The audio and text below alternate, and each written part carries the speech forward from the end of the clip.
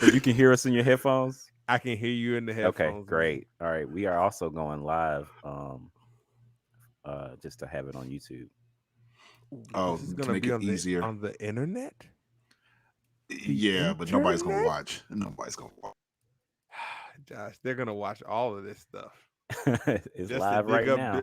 just to dig up dirt. The dirt is the, there. the dirt. They're like, what can we pull out on him? Let's Oh my start. Let's start goodness. 18. No, 22 years ago. That's where we're going. That's where this story starts. Oh Yes, man. yes. I woke up on the floor in the rock. I text Josh and I was like, Josh, this girl's going crazy. Let's hope it works out. And he started to pray, and then an alarm went off, and I'm like, alarm? I'm supposed to be awake. No. I'm like, what time is it? Oh God. Okay. I'm about to be fired from my first podcast. Oh my goodness. Like, man, worst guess ever. Oh, Like, man. man. This is like I said, this is the N word, like, the typical black person showing up late. Oh my goodness. Like, y'all supposed to just be happy I'm here. Lucky I'm doing the podcast. That's what I'm supposed to be giving you right now. I really do genuinely feel like, man, how could you take that? How could you? All you had to do was just get up and walk out the room. And nah, man. Everybody was asleep though, Josh. Guess what? Everybody's asleep now. Oh, all right. good, All good. right. Oh yeah, man. This is dead. Nobody even knows what I'm doing in this. I could be building an Android or something. Hey. Hey, go. Hey. Gamma 2 coming back, baby. So Josh, what we talking about this time? So we are talking about Dragon Ball Superhero, along with some other Dragon Ball Z stuff. I am Josh, aka Prop Josh, and I am joined by two other people here. Who are the people that are here with the same first We name? have the same first name. Yeah. So you won't be confused. I'm Jason. Of course. I have been Powell since Labor Day. Since Labor Day 1998. That's when it happened. Back on Joshua Matthew Abrams' floor. When we drove home because nobody wanted to come take me home for the weekend but Josh. Right, man. No sweet girl. Hey, so that was some true part to the movie, because remember, Jason, that happened in the movie, in the Josh's Journal movie. Yeah, yep. I remember. That. Really? I mean, I remember when that happened, and I mean that's like so. Yeah, that was Labor Day, 1998. In the movie, because in the movie he was like, "I got nowhere to go," and I said, "Well, you can come with me." He said, "Really?" And so that happened in the movie because that happened in real life. That's what happened. Yeah. And that's right. And I got to sleep on Jason's floor. Yeah. Actually, I started calling you Powell once Malik was born, because Malik got confused. He was like, he can't be Jason because he's Jason. So I was like, well, he's Powell. I have been Powell for a long time. Yeah. Malik got kids. Yeah, Malik got kids. That's how long you've been Powell. Right. Little baby Malik. Now Malik's kids can call you Powell. Wow. It's been that long. Wow. Yes. I have seen some things. That's all. So yeah, Jason Powell is an expert. We had to get him on the podcast. He is an expert when it comes to Dragon Ball. I am a fanatic. I would not go as far as to say expert. Right. honestly, my daughter is the expert. Andy has surpassed us. Well, Andy has surpassed us and became an expert in Dragon Ball. I mean, that's kind of canon to the whole Dragon Ball theme. So it's like your child goes beyond you before you get a chance. I mean, that's canon, man. That's Andy has gone beyond me. She's surpassed me in a couple of things now. So I have to admit, she's my Gohan. She's your Gohan. Everybody needs a Gohan and a Piccolo. Oh man. So Josh, you got something for us this time? What you got for us this time? Yes. So this is what I have this time. All right. So we made jokes on this podcast before about how I got a lot of Spider-Man stuff. Yeah. I also have a lot of Dragon Ball Z stuff. I haven't shown any Dragon Ball Z stuff on the podcast, and we will be here all night if I went through everything I have. So I only chose a few things. A few. Okay, so we got only more a than couple. one. Yes. So I got this Goku. It's a new SH Figure Arts Goku action figure from the movie Dragon Ball Super Superhero. Oh wow. Oh wow. We serious over here. Yeah. From the movie, huh? Right, yeah, this is from the movie. This is the only action figure I got that's from the movie. That Goku was in the movie. I know, spoilers. I'm like, that does seem like a misstep. Like, right? You should have a Piccolo, right? I do have a Piccolo. I will show Piccolo then. Right. I have Whis. Did you? I feel like you made him before, right? I have. I've made Whis. So I made Whis once and Andy made him twice. So I got 3 Whis sculptures. Okay. Before I end up getting a Whis action figure. This is your first Whis action figure. Yes, it's my first Whis action figure. Okay. Because I'm going to use him to film him and stuff. He's a good figure too. He's really cool. I need a side by side with the ones that all y'all made. Oh, I know. I don't know where I put those. And last, well, I'll show a Piccolo real quick as well, because since he's the star that we're gonna be talking about. Right. Here's Piccolo. If you're gonna see, he can remove his cape and stuff. Look at them 80s shoulder pads. His cape gets kind of wide, and he can blow. The cape can blow past him and stuff, like oh, he looks up at the moon, or look up at Gohan, turn into a big ape, and kind of whatever. Wow. Man, look at that. This is the best Piccolo I've ever gotten, because I've gotten a lot of Piccolo figures over the years. And last but not least, Gogeta from the Broly movie. Okay. Yeah, this is from the Broly movie. Looking like Gohan with like a vest on. Right. Now, like I said, I can go on forever. Name a character from Dragon Ball, and I have them. Wow. At this point now. Shake my head. Like the character that can fight. A character that can fight. Because I don't have everybody, but I do have quite a few.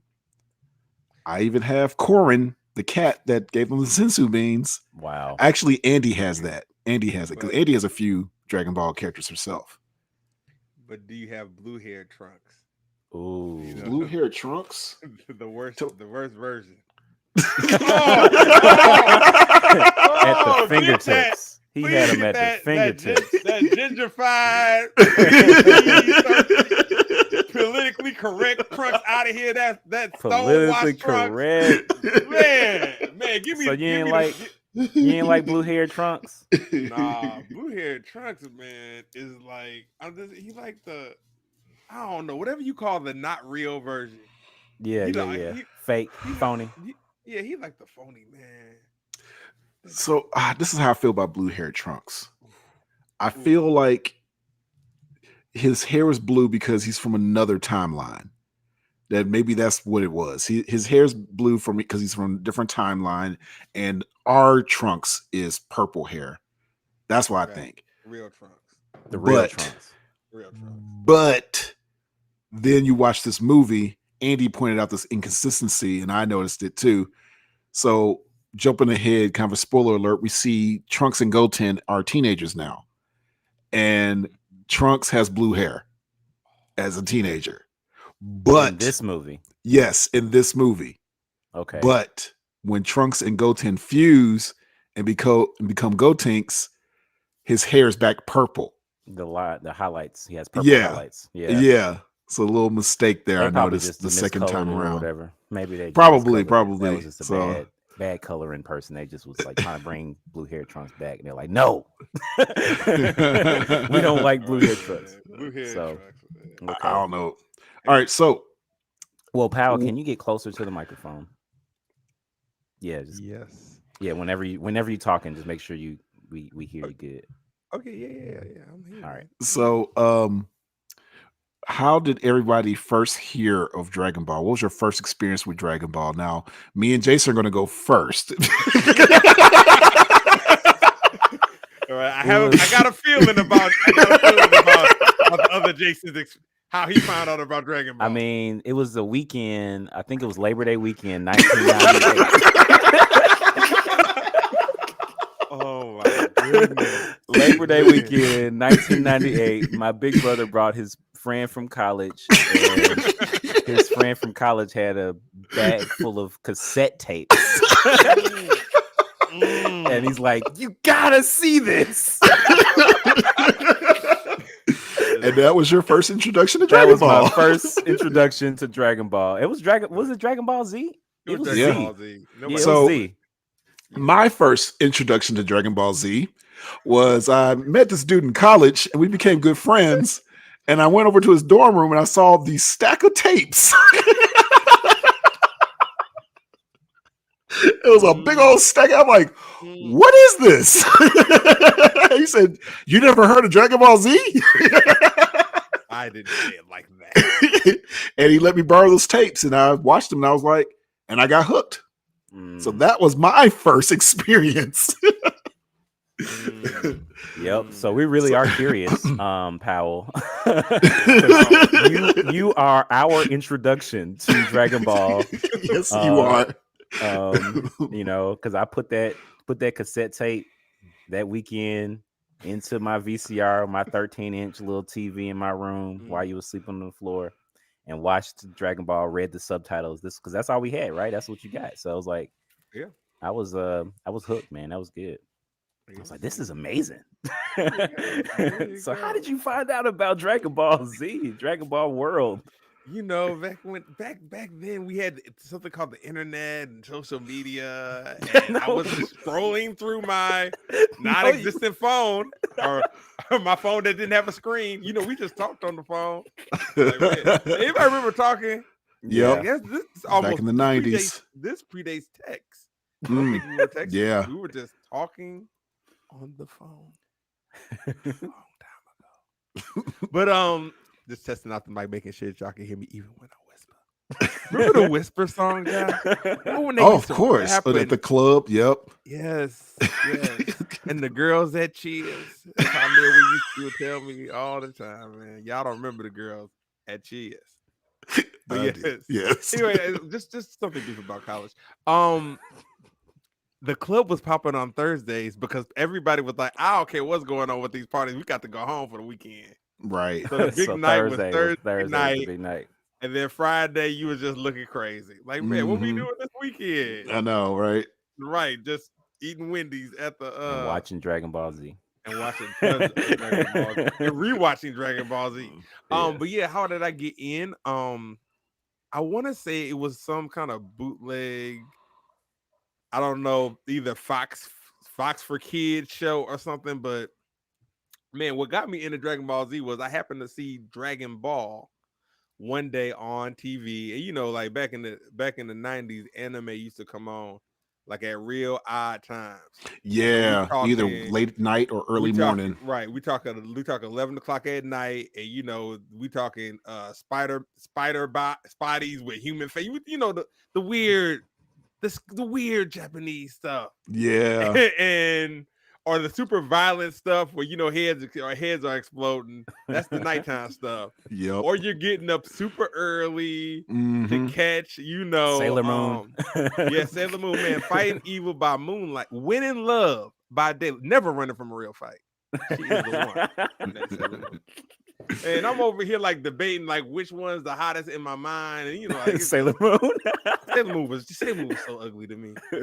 She was like such like the not it girl of that group.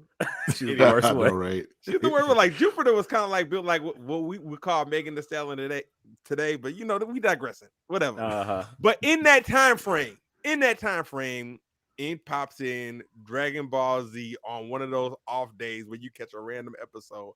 And what got me in was the intro. And And I had never in my life seen anybody move as fast as Goku did. I'm like, what did you? Did he just dodge a sword? Like, I'm like, I didn't even like. For me, I had never seen nothing even comparable. And so when I went, back in the day in the 90s, we used to do this thing called like buy CDs. And yep, I remember them days. We, remember that this is before I was poor. This is back in the day when my mama had money. My mama had money, and my mama used to let us buy CDs at Best Buy. And I'm like, Mama, I don't want no CD. Give me this Dragon Ball Z tape called Arrival. And that's where Goku ends up meeting Raditz and find out he's a Saiyan, all that stuff. But the point of it is, I got that one tape, and then every time we would go, I'd be like, "You gotta give me a tape. We done with the hip hop, the hippity hop. We got to complete this set." And then, I started working at Suncoast Video. Does anybody remember Suncoast Video? Oh yeah. So Suncoast Video, for those who were not alive in the late 90s, because you can't get no Suncoast now. No, definitely not. Nah, they were a place where you brought DVDs, which were the hot item, laser disc. If you was really rich, you got laser discs, and then those cassette tapes. And man, I used to get a discount. And this even fed the beast even more. So you worked at Suncoast. I worked at Suncoast. Yeah, that's the key of getting. That's how you had that bag full of full of cassettes. How I got that, because like in those days, I got as far as the movies, which was 3: Tree of Might, The World's Strongest, and what was that first? Dead Zone. The Dead Zone. Look at this dude. I got the Dead Zone in Japanese. Man, got to hear Goku's Japanese voice for the first time. All that stuff was cool. But then at a certain point, I got to the place where I ran out of the American stuff, because it was done by a company called Pioneer. So this predates, this is like early versions of the Dragon Ball stuff. They don't even respect. They don't even call that. It's like it was called Ocean Dub back then, wasn't it? Yeah, I think it's. I think it's pre-Ocean Dub. Wow. So I have stuff that we.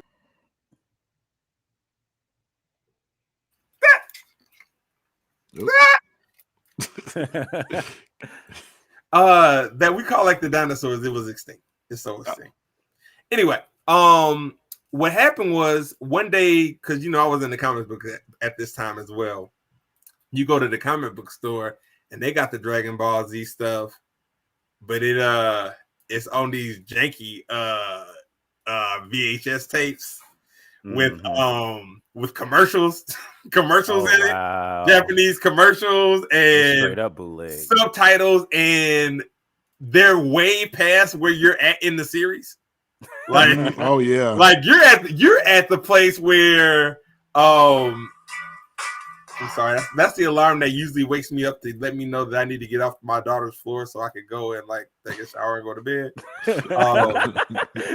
I don't know if anybody else, I've been sleeping on floors all my life. It's just like a reoccurring thing, like Jason Abrams got me started with the humbleness, and now I just seek it out. And who knows, maybe by the time I'm 60, I'll just be sleeping on the street somewhere. I can't. Since I've been in my 40s, I can't do that no more. I can't sleep on floors no more. Yeah, I just fall out. I just, I've always been one of those people who just, who never has a problem sleeping. I just fall asleep wherever I'm at. I don't know if you guys ever, if you walk around and I'm talking, I'm fine. But the moment I stop, it's over. If I sit down, it's over. That's how that works. But yeah, so back to the comic book store in the 90s. So in the 90s at the comic book store, you could get stuff that's off the grid. It was like the black market, at least in Naperville, Illinois. Naperville. Yes, Black that's right. market. All right, on the south side, South Naperville. side of Naperville. That's right. That means tons of white people goodness. everywhere and big houses. Hey, Powell, real quick, check your mic. Make sure it's the mic, because I think it's the audio's coming from the computer, not the mic. Like, Hello? go to the mic part on the screen and see if it's selected, Oh, and then unmute yourself. You're muted. We can't hear you. Now we can hear you.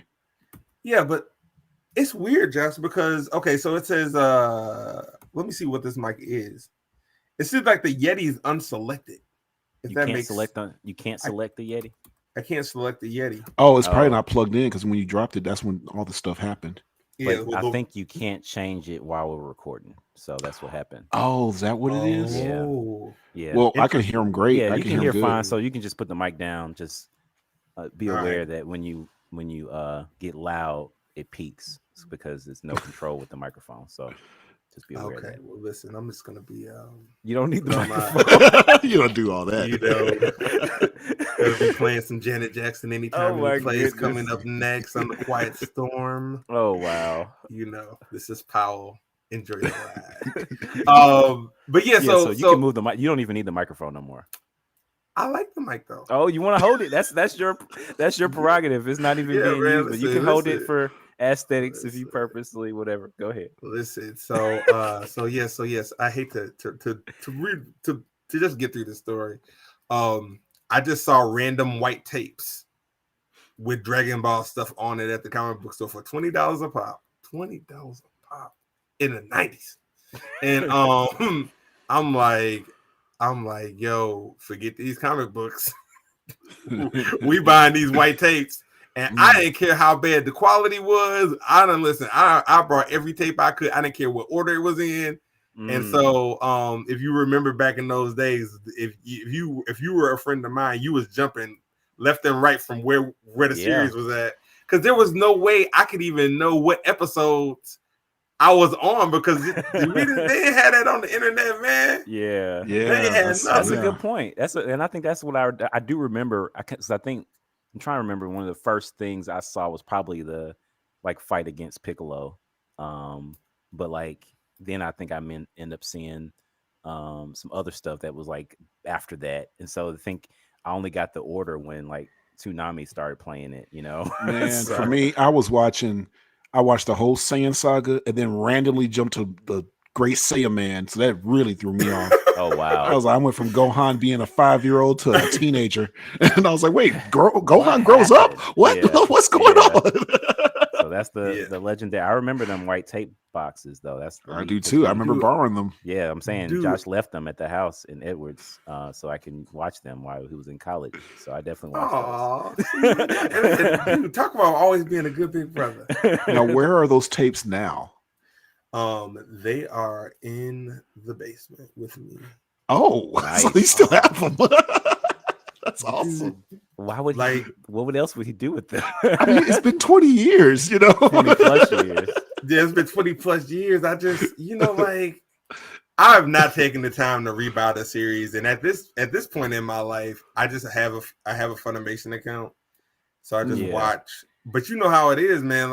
In my mind, I still hear the fan made dub. I mean, not the fan made dub, the fan made subtitles. So I'm like, I can't even enjoy the real version because I'm so used to the ghetto version with the screen moving. Yeah. I'm like, so in my mind, that's the definitive version of the show for me. Well, to make you feel better, I watched Dragon Ball Superhero bootleg. So just to be aware, it was bootlegged. Wow. And subtitled with the camera moving. Old school. Somebody in a Japanese theater recorded it, and I heard them chewing the popcorn.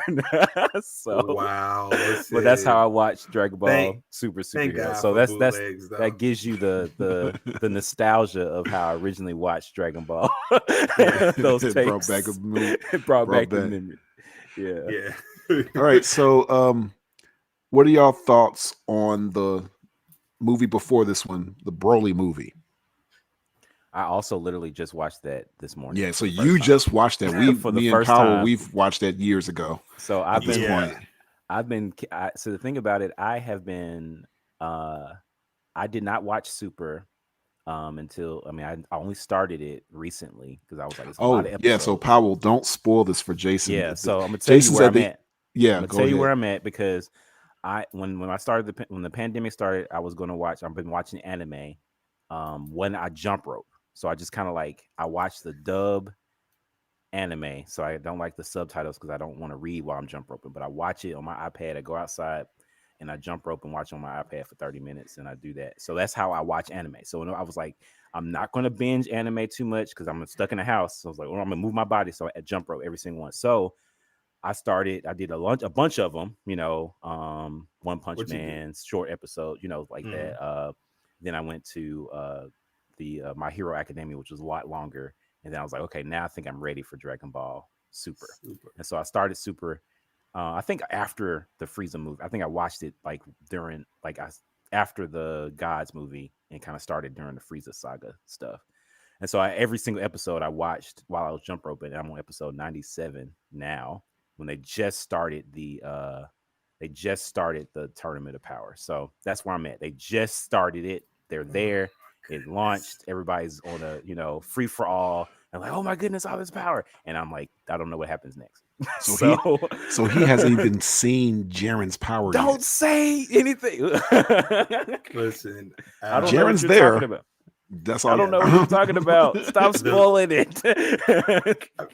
I mean, there are so few of those episodes that I can remember before the Tournament of Power that I actually liked. I mean, there was a lot of filler. So I mean, there was definitely a lot Super. I probably like the filler better. The filler is fun. I mean, the filler is I funny. mean, when they played baseball. That's a filler episode. That's one of my that's favorite. hilarious. That's when King Kai, he was trying to get Wish back to life. And they were Oh just, my that goodness, one. that was That was also hilarious. That was hilarious because Yeah, he was trying so hard to get Wish back. He's like, Goku promised me. oh yeah, I almost spoiled. Or when Hit was doing the assassination. Thing. Oh, Goku paid himself. That was really crazy. That's a good one. Yeah. Yeah, that was. So they had some really good ones. But Yeah. yeah, I didn't really care for the Goku Black arc. First off, he wasn't black. Like I know what that looks like. I know what that looks like. I'm not gonna spoil it for you guys. But he wasn't black. Goku Black, it was never ending. I was like, this, that was the problem with the Goku goodness. Black saga. It was it was the spirit. It was blue hair Trunks.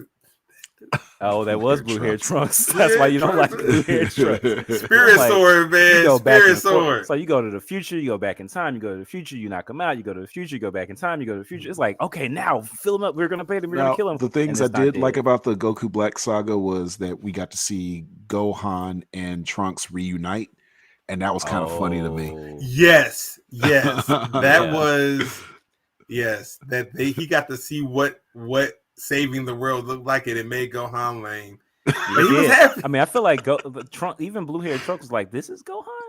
Right. Yeah, everybody gets surprised to see Gohan. That's who beat Cell. Right, that dude.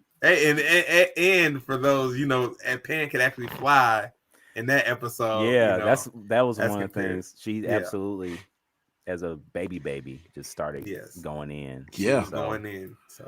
So you watched the Broly movie. Oh yeah, in English. We talked about that. I did watch it in English. So what'd you think? Yeah, I mean, I just watched it, so it's fresh in my mind. And they didn't spoil it it didn't spoil the rest of Super for me. So like there was a couple things I was like, ooh. So I knew Frieza was around, so that was interesting. But I loved seeing the history, like kind of like the history of Planet Vegeta, and just kind of seeing the Saiyans and enslaved, and it's like that kind of tension there was really, really interesting. And I mean, Broly is a monster, man. Like that's like, oh my goodness. It's like, oh my goodness. Like his father was breeding him to be a monster. Like that's fighting monsters all the time for the last 30 years. It's like 40 years. I think 40 years. I think Broly's in his 40s. That's crazy. So I mean, I enjoyed it. I definitely enjoyed it. It definitely had some amazing fight scenes. The character, like I could see the tension of Broly's personality, kind of trying to figure out himself. I mean, Frieza's definitely one of my favorite villains. Like he's so annoyingly interesting. So those are some of my thoughts. I mean, and then also just seeing what they do with the Dragon Balls is hilarious. Like I was telling Josh earlier, like Frieza wanted to get the Dragon Ball so he can be 5 centimeters or taller or whatever. Right. Not so tall that people would notice, but just tall enough. Just tall enough. Exactly. People have been calling him short, and he don't want to be called short. It's like, he don't want to keep killing people for calling him short, because he kills people when they call him short. That was so funny. So yeah, I enjoyed it. What are your thoughts about it?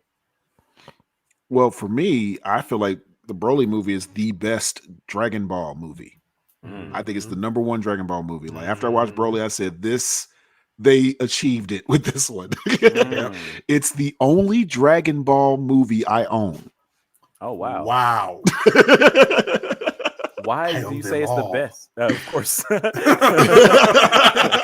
I would be surprised if you didn't. I mean, it's the best because like I said, it had a great backstory for them. They kind of redid the backstory. I know, even though they kind of made Goku Superman, they literally made Goku Superman in that backstory. Yeah. But like y'all said, the fight scenes with Broly and them, man, the best. That was like the best fight scenes they ever did. Do you think was it Gogeta when they merged? Yeah. Do you think they would have knocked him out because they wished him like the? They was going to kill him. You think it? They was going to kill him. They were powerful enough to kill him before. Okay. Yes. And if they were not, it was going to be bad. Earthwood got destroyed just in time. So yeah, Earthwood got destroyed. You know, Gogeta is really, really Super Saiyan Blue. Gogeta is pretty powerful. Exactly. So, I think for me, I agree with Josh. It is the best Dragon Ball Z movie ever. Wow. From start to finish. And like for me, what that movie did was it really kicked off what we see in this next movie, but that we'll get to is like the humor. Like man, one of the things that I don't expect from Dragon Ball Z is for it to be hilarious. But that moment when they was like, Frieza, you got him. And Broly just beating up Frieza was just like, what? I didn't expect to laugh hard at a movie theater on a Dragon Ball. Like usually it's an edge of your seat fight that you're kind of engaged in. You're not thinking about, comic relief unless it's like Gotenks or something like that. Yeah. But well, my second favorite Dragon Ball movie is Battle of the Gods when they introduce Beerus. Yeah. And that movie is hilarious. In fact, Andy told me that's how she got into Dragon Ball Super in the first place was the humor. She was like, the humor is what brought her in. That makes sense. I mean, honestly, that does keep me watching. I mean, because it's like the fight scenes are great, but the humor, the lightheartedness is absolutely one of my favorite parts too. So like even as you because like another side episode in Super is when Goku was trying to fight what's his name? That dude that Beerus lied and said he had powers, but he didn't have any powers. Yeah, Maneka. Yeah, is it Maneka? The dude with the weird nipples. All I can remember, like the nipples was Maneka. just or Manaka. Manaka and Beerus was dressed up like him. That was a good one. That was so hilarious. I don't even remember that episode. Yeah, I gotta go Beerus watch that after this. Dressed up just like he put a whole costume on to beat him so he can fight Goku. so he could trick Goku. Everybody was in on this except Everybody Goku. was in except for and to this day, like last episode I saw, Goku was like, "Well, we can get Monaka to be the next person." And then it's like, and so Whis was like telling Beerus, like, "Are you ever going to tell him no?" So Goku will never know that he still thinks that guy is the most powerful person ever. Oh my goodness. So, all right, so let's get into this movie, Superhero. The plot of this movie. Yeah. So basically, real quick, the plot is, I'm going off of memory. The Red Ribbon Army is trying to start up again, and the guy, his name is Magenta. I guess he's like the son of a character that was in the Red Ribbon Army. Andy knew more about this than I did. She was all schooling me on this. I'm gonna tell you that right now. I believe if you go back to so they start the movie in the Dragon Ball before the Z era, and when Goku's running through the Red Ribbon Army, he's fighting different generals in every color. Yeah. So he fought a black, he fought a white, and then I can't remember at the end if he got to a guy named Red or not. But apparently there was a guy named Red. But I thought that was hilarious that he named his son Magenta. Right. Like, he did. I mean, the hardest name Magenta. in the hit, like the most gangster. I know, right? I'm Red. And then Magenta's getting he gets Dr. Giro's grandson, Dr. What's his name? Hito? Grandson. Okay. I think it was Hito. Was it Hito or Hito? I think something like that. It was an H. It was something. It was yeah, that's his grandson. H-E-D. Yeah, Okay. H-E-D. Yeah, Hito. So, who is just as smart as Dr. Giro, and he hires him. But Hito wants to be a superhero. He wants to make superheroes and stuff like that. So he gets him, and it's like, but you know, yeah. Well, they wait for him to get out of jail. They kind of wait for that. They had to wait 3 months or whatever, and then they hire him so he can make some more androids, because it was like they want to pick up where Dr. Giro left off, because they see Cell as a hero. Like Cell was going to basically bring back the Red Ribbon Army, which that wasn't the case. They didn't know that was not the case when Cell was around, but they didn't know that. And they looking at basically at Capsule Corp, because basically the Z Warriors are all known for being around Capsule Corp. It's like almost like Bulma is the leader of everything. So they're looking like at all the Z Warriors like they are the villains and that they're aliens, which is true. They are. And they're trying to destroy they are the aliens. world, is what they think. Yeah, they think they're trying to take over the world and stuff. And I like that part. It was like, and bring more of their other alien friends home, and then show the Nameks and stuff looking all evil. Yeah, that was funny. Man, but yeah, it doesn't make you think like how they be doing like fake news sometimes, and they be like, man, don't they be spinning stuff in such a way that it make it look like, man? I mean, that's deep though. It's real deep, because you think about it. They literally made the heroes look like villains. All they did was show the clips, the same clips that we watched, back in the 90s. Don't they do that to black people? Don't they do that to black people? Yes, man. Listen. Like black people secretly believe that they the real Saiyans. You know that. Right? Listen, I ain't gonna say it. I wasn't gonna say it, but they believe that. I mean, when I saw that Slave Planet, I was like, okay, I see y'all. Y'all know what's up. The way Frieza be calling Saiyans monkeys. He's the racist. He's so racist. Like the most racist hero. If you look up the fan base for Dragon Ball Z, you're gonna see it's mostly black. I watched a clip this morning. A dude turning super, like he was black dude, just like powering. I think I sent it to you. I don't know if I sent it to you, Josh, but it was hilarious. He was just like turning Super Saiyan and doing Kamehameha. Just a black guy at a Comic-Con, just really, and he was really into it. Like he really, like I felt like he was about to, like I would have been surprised. I was surprised that there was not glowing things from his hands, because it was so believable. That's black people's fandom. So meanwhile, Piccolo is, and this movie is from Piccolo's point of view, which is different. I'm glad. It was a nice change. Yeah.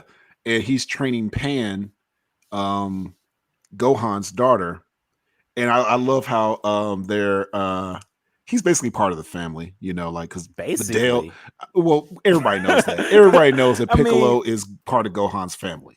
Piccolo Like- was a better father to Gohan than Goku. Everybody knows this. This is a known fact. It's like, come on now. Piccolo is obviously the godfather of Pan from Super Days. Like he was babysitting her the whole time, all the time. Mhm. I mean, I'm surprised. Like he a better father to Pan than Gohan. And at the beginning of this movie, That's true. They showed that. Wow. Yeah. Wow. The one thing I noticed. He was like, he wouldn't pick him up for school. He's like, Yeah, you pick up your Yeah, own. like, what's wrong with this? Well, Get your this is baby. one thing I noticed the second time around when he actually goes and pick up Pan, and he knows the teacher. He was like, "Oh, hey, Yes. Janet."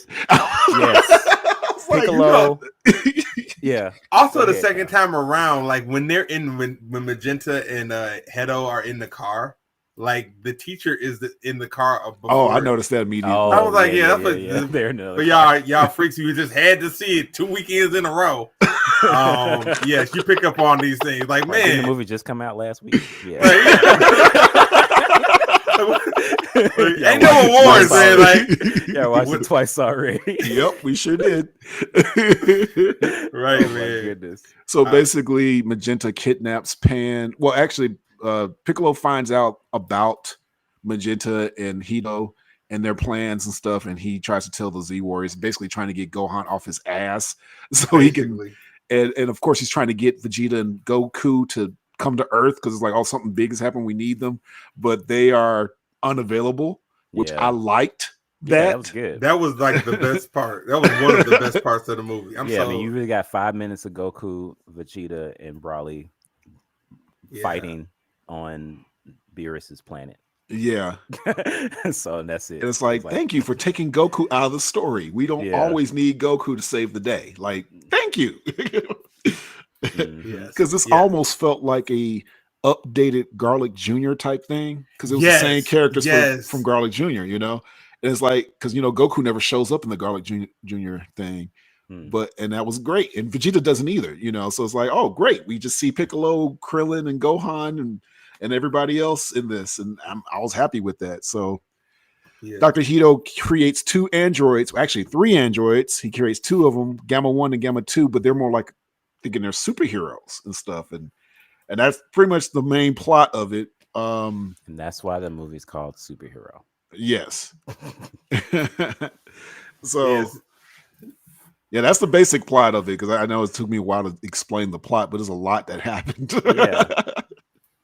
Because my next part I have is best moments and favorite moments, because I'm like, we can jump all Yeah, over the jump right place in with it. this So- movie. So if you haven't realized, if you haven't watched Dragon Ball Super and you're listening to this Super, or yeah. watching us Superhero. live, Dragon Ball Superhero, we have 0 people watching us live. But if they're here, if you just happen to be hopping on here on our live After it was live, yeah. or rewatching it, we're about to spoil everything. So Man, we could put this on my channel. You know, people would have watched on my channel. oh but- yeah, why didn't Oh, we well. do this on I your don't know. channel? Well, yeah, especially for Dragon Ball Z. Mhm. But anyway, Oh, so man. he also creates a new cell. So that's the spoiler. Cell Max. Cell Max. Yeah, So so like a that's the supercharged big cell villain. phone. So yeah, I It know, was- right? That's, That's the why iPhone Piccolo's Max or whatever, It you know, was like so- the iPhone, the bigger screen iPhone. Right. Right. So that's what Piccolo finds out about. He's like, oh, we need Goku and Vegeta for this. I need to get Gohan off his ass. He needs to stop being a scholar, or at least to keep training. He wants him to be a he scholar. was You studying know? something about an ant. I'm like, Say ants. look at this ant. Look at this ant. Doesn't it remind you of turning Super Saiyan? If Piccolo was like, basically, I don't give a damn about your say ants. Piccolo had to be a father again to Gohan in that scene. That's he what was. it felt He like. Absolutely. He threw that weighted cape on him and was like, come on, like you need to figure something out. Like He's you like, you handled ain't- it. You were better at this when you were a kid, you know. And that's the thing I think I love about, you mentioned, I mean, we talk about favorite moments, but what I love about Piccolo is that like he really does know the potential of Gohan and pulls it out of him. Even, I mean, better than Goku. Goku doesn't do that. But like Goku fights him when he can't, when he gets trained. Even when I watched the training, when he finally got him to go a part of the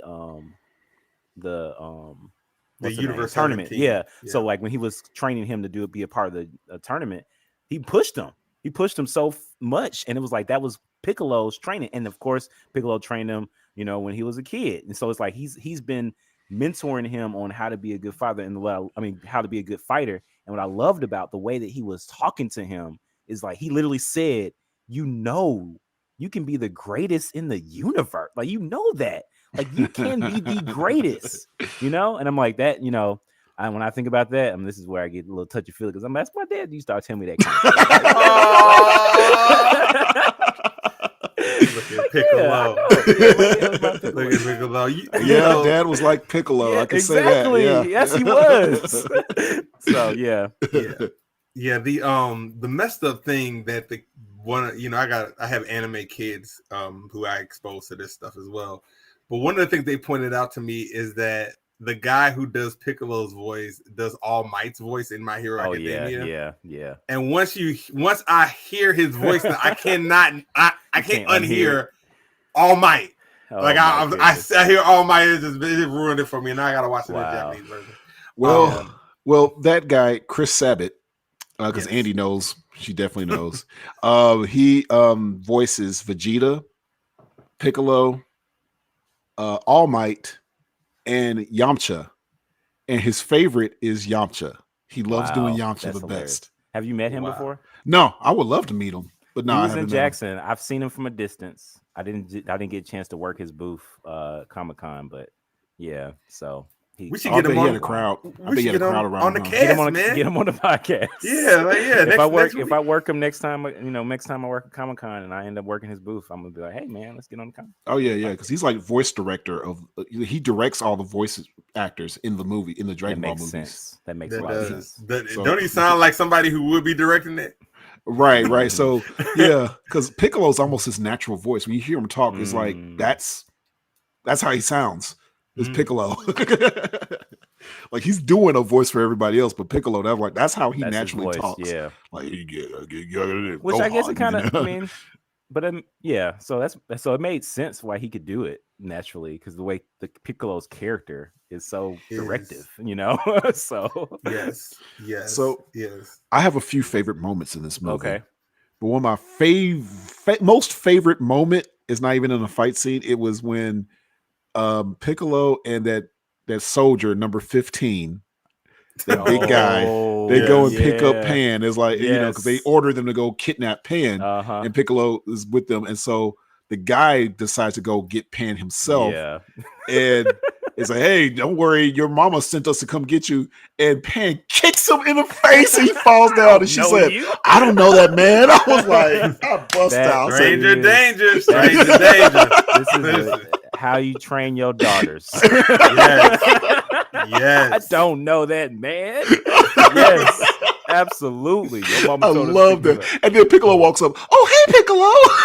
And she's like senses his key or whatever. Like, like, wow. Wow. Yeah, even with a mask on, she's like, oh, I know that's you, Piccolo. I can tell by your aura. Yeah. Yes. Meanwhile, Gohan couldn't sense him. But I also like that scene with Gohan with that guy, number 15, was like, you're coming with us. He has that gun, and Gohan just flicks the gun like nothing. With a finger. Right. He's like, I may be a lame man, but you are not. Like, you are. He's like, you guys lost Spoon. That gun ain't gonna do nothing. That was a funny scene. Yeah. And Piccolo was talking to her too. I do love that, like the moment where he was like, all right, I need you to pretend to be kidnapped. And like, yes. And she was like, this sounds great. Yeah. And was like, here for it. Right. Oh no, I'm so scared. It really showed their relationship with Piccolo. It's like this is the first time we see Pan talking, because she's a baby in Super. So this is our first official time seeing Pan talking, and we see that she has a relationship with Piccolo. Like they are tight. And I love that. It's like that's where you, like you said, Piccolo is part of the family more than Goku is. Yes. There's so many, but I guess obviously that's what I loved about the movie was that it was Piccolo and his relationship. His relationship with Gohan and his relationship with Pan, even his relationship with Bulma. Like I loved seeing that. That was like that's my favorite two people in the whole show, Gohan and Piccolo. And so just seeing them back together, with a story not focused with Goku in the middle, it was just like, man, you didn't realize how much you missed it or how strong the characters were outside when you don't have Goku and everything. And these guys are really you could go for a whole movie like this or a whole couple episodes without them being involved because they're really strong characters without the overpowered Goku. But yeah, my favorite, man, Piccolo and that phone. Two fingers. Held it. Is this like a disease? Like, what is this? And he ain't never in the camera the right way. Like he like this, and his whole face like this. I'm like, that is funny. That was some good directing on the animation. Oh yeah, and the animation in this was really good though. I thought the animation was great in this movie. Yeah, I think they did some kind of 3D Even thing. in the It definitely did a 3D thing. I did like the animation, but I would prefer if they did it like they did in Broly. That's why I say Broly is my favorite. Yeah, and Broly's fight scenes were better, but we're not talking about things that we did not like. We're talking about the best moments. The best moment. Favorite moments. Yes. Let me see. What else did I like? I liked Gohan for the most part. He was consistently lame. He was consistently. A lot of people have been disappointed with adult Gohan. I mean, it's kind of understandable. His mother though. Proud. Exactly. That's why he turned out exactly how Chi-Chi wanted him to be. That's part of the problem. 100% like his mama would want him. She is so proud. That's what she visioned when he was little. She visioned how Gohan is now. This is why kids need fathers. Okay. All right. Let me have a. Let me have a dad moment. You gotta Goku wasn't around, so it's like he Piccolo trying, but he ain't. He's not his dad. Lost him to them academic streets. You thought you gonna lose him to gang violence. No, lost him to a college education. Wow, man. Because I love the part when Piccolo gives Gohan the Senzu bean. He drops. He's like, "Oh," he's like, "Well, you don't get no Senzu bean for you." Y'all couldn't see because he got his glasses. I'm like, oh my goodness, I don't have my glasses. I can't see. I'm like, come on. He's like the Super Saiyan correct your vision, which is a whole debatable topic. I'm like, wow, I never even realized that was possible. Maybe that's what it is. I had one of my favorite moments that it sent chills for me was when Pan started flying, even though, like you said, canonly it wasn't her first time flying, because like she flew it into outer space as a baby. But that moment of like where it was like urgency, the brown is breaking down, and Krillin was like, fly. Yeah, you have to fly, Pan. You have to fly. And she was all nervous and like, oh no. And then she's like flew. And then when she showed Piccolo, she was so proud to show Piccolo at the end. Look, Dad. I was kind of mad at Krillin. I'm like, dude, you had literally one job. Right? Watch Bulma and Pan. And you tell the child, you better fly, you're dead. Oh, like, dude, you should have grabbed her when you grabbed Bulma. I know, right? Like, dude, I'm like, man. Come on, Krillin. Man, come on. Krillin gets a fail. Krillin, he could have been fast enough to grab her. Oh, they treated Krillin like the new Yamcha. Yeah, I did not That's enjoy. A good point. I did not enjoy Krillin's treatment in this movie. I'm like, he didn't do anything really other than he helped fight. He helped fight Cell Max. He did kind of redeem himself. He shot a laser or something. But he let his wife, Jason. He did save his wife because he did the solar flare against Cell Max, and he did the at the end. He's talking about we're just talking about the redeeming of himself. But at the start of that fight, he said, "Nah, I'll watch the kids. Y'all go fight. Yeah, and let his wife go in. Go in with the tracksuit. Like, man."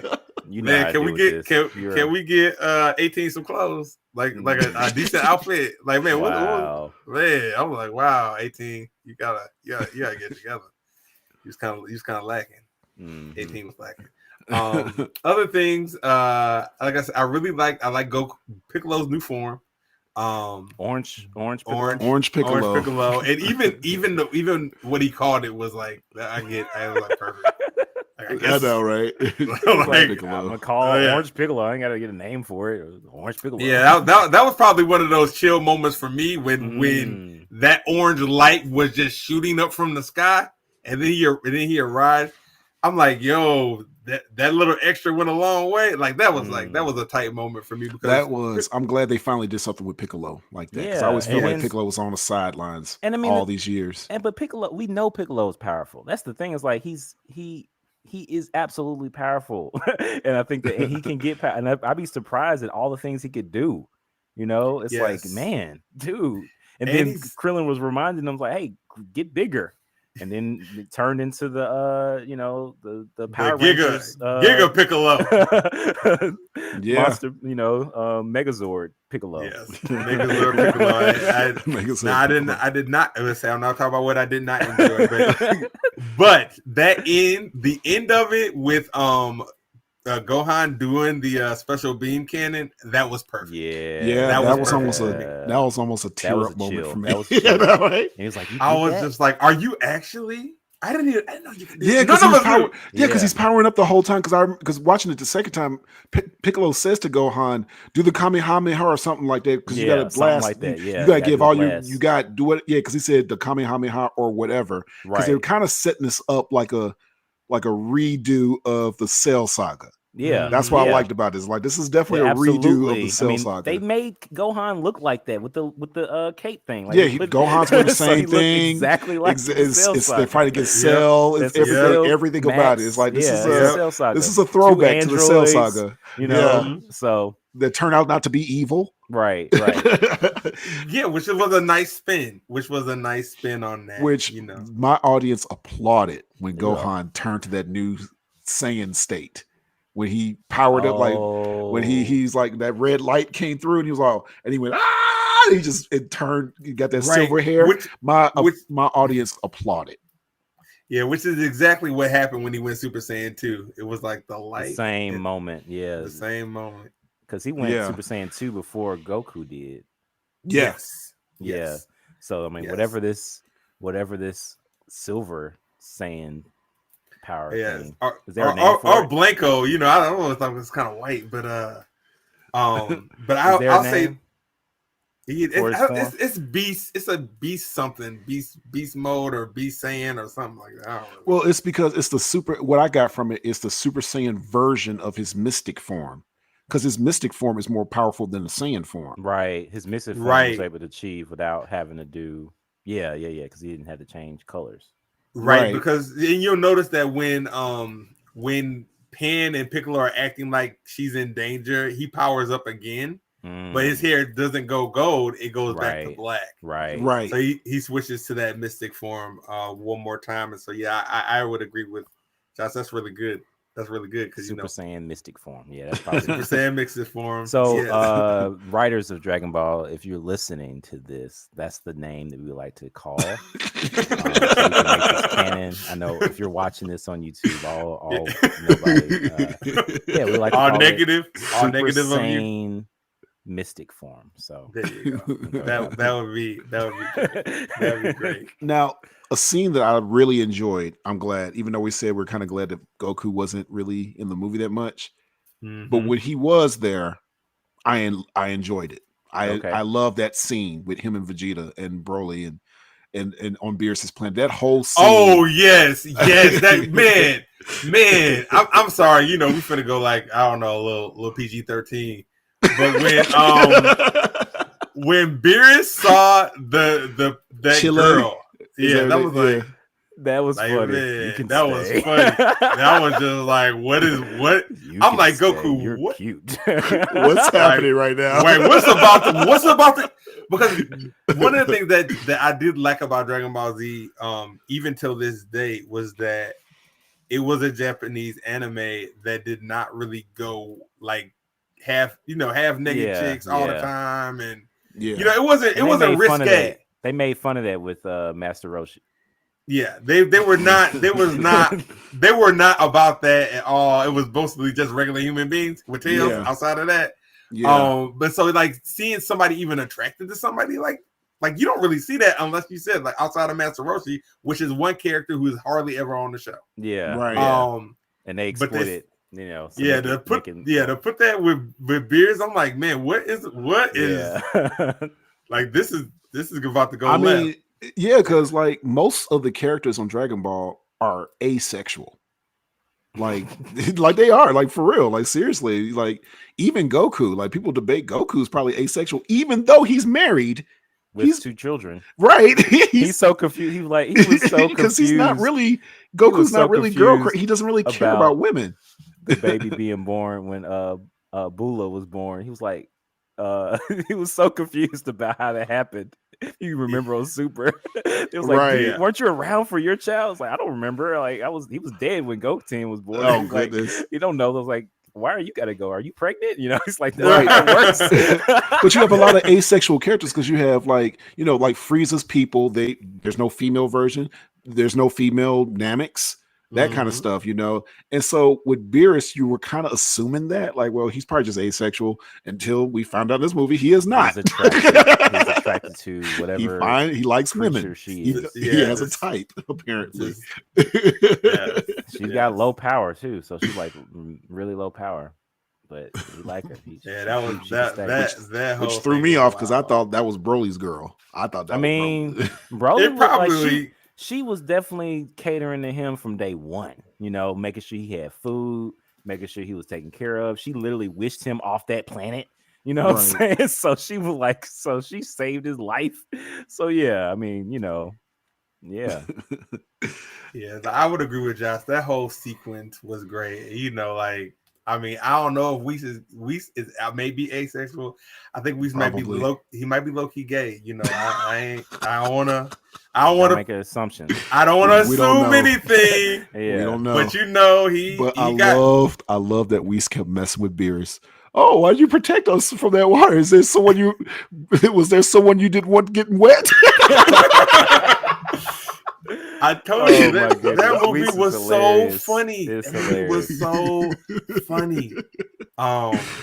Yes. But I also like Gamma 1 and Gamma 2. They were Yeah, good. yeah. They Great were new They were characters, though. heroic. They absolutely were. They were Especially Gamma 2. Yeah, They Gamma made 2 it- was my favorite. Yeah, they Mm. definitely made you love Gamma 2. Gamma 2 was a Like, he was great willing to character, risk great his new life. character. He was willing to put everything on the line.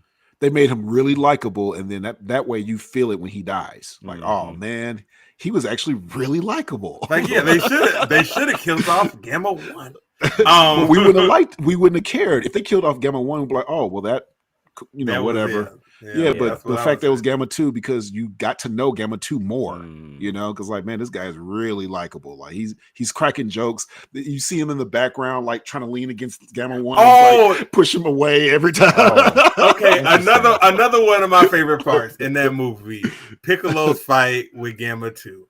Mm. Why can I see his sound effects? See the sound Like, effects. why? They wrote those down on the screen, right? I thought that Like, was he's the like, bootleg why version. can I? Like, what is that about?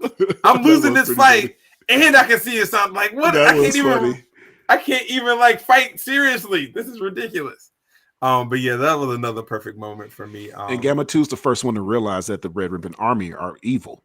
Mm. Because it was like the dude was trying to shoot Pan and stuff, and he was like, "No, heroes don't do that and stuff." And Yeah. that's when him and Piccolo had that truce.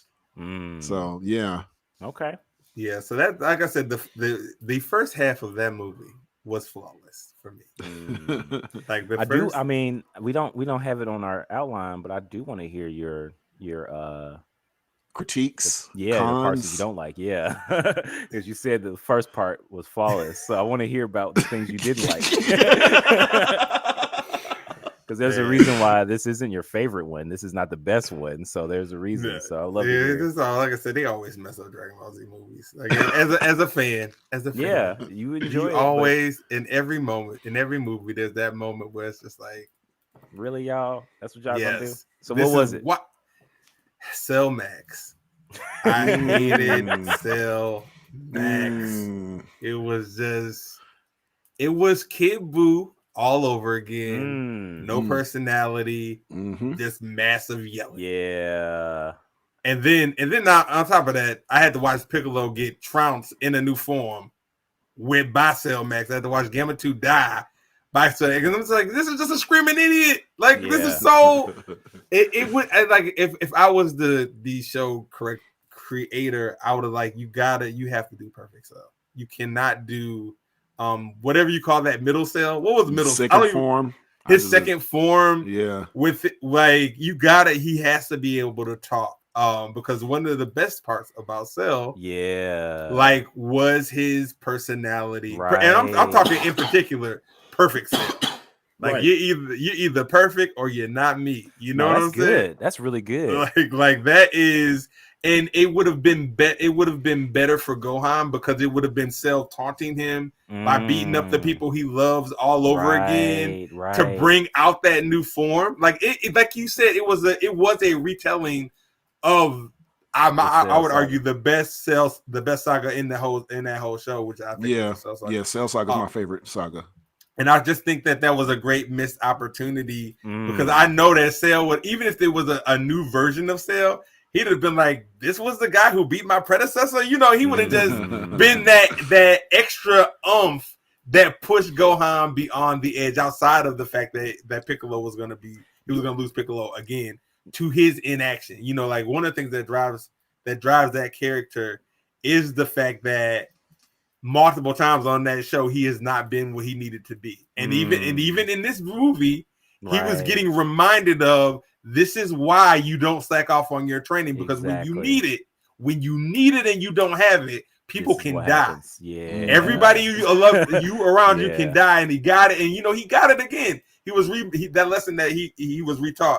Another part that I'm like, you know, at the end of the movie though, it felt like Gohan didn't learn his lesson. He was more like, I probably should train more, but I'm gonna get back to studying. Like I didn't really feel Gohan like never learns his lesson. That's what I hate about that. He always goes back to not training, and he always feels bad about, I should be training, and that's just something they keep doing to Gohan. Yes, and so you know, I don't know what's up with Akira Toriyama, because the conversations I've been having with Josh for the last 20 years about that saga, somebody has mentioned to him, like, dude, you made Gohan into this beast, and then you sent him to high school and like depowered him, and like what was all of that? What is up with that? What was up with that? And so he made this movie to first correct that, and then to answer the question, if Gohan if he wanted to, could he be the strongest in the universe? He answered that question. The answer to that question is yes. Yes. The answer is yes, definitively. Of course he could. Yeah. You know, Gohan.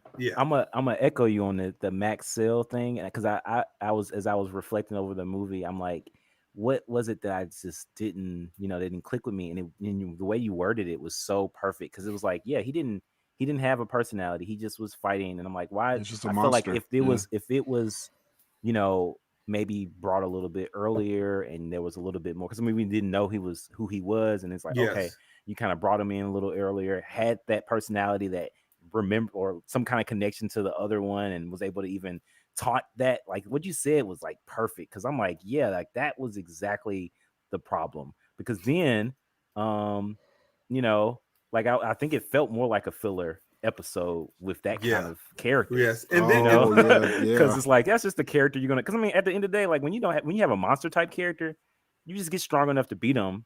He doesn't have a personality, he ain't really dealing with nothing, so it's kind of like, we'll take care of him.